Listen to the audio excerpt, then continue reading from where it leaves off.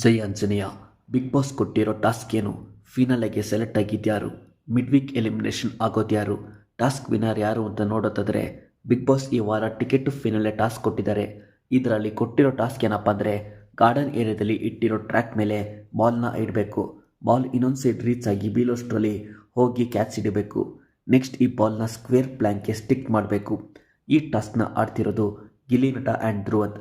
ಈ ಟಾಸ್ಕ್ನ ಫಾಸ್ಟಾಗಿ ಕಂಪ್ಲೀಟ್ ಮಾಡಿರೋ ಧ್ರುವಂತ್ ಫೈನಲ್ ಟಾಸ್ಕ್ಗೆ ಸೆಲೆಕ್ಟ್ ಆಗ್ತಾರೆ ಆ್ಯಂಡ್ ಗಿಲ್ಲಿ ನಟ ಡಿಸ್ಕ್ವಾಲಿಫೈ ಆಗ್ತಾರೆ.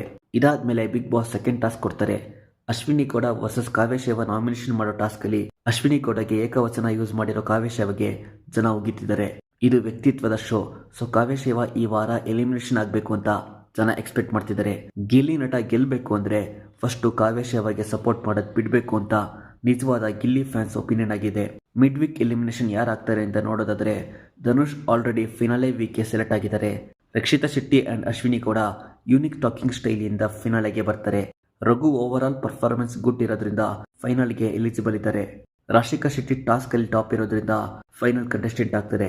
ಧ್ರುವಂತ್ ಇಂಡಿಪೆಂಡೆಂಟ್ ಆಗಿ ಆಡ್ತಿರೋದ್ರಿಂದ ಫಿನಾಲೆಗೆ ಬರಬೇಕು ಅಂತ ಜನ ಎಕ್ಸ್ಪೆಕ್ಟ್ ಮಾಡ್ತಿದ್ದಾರೆ.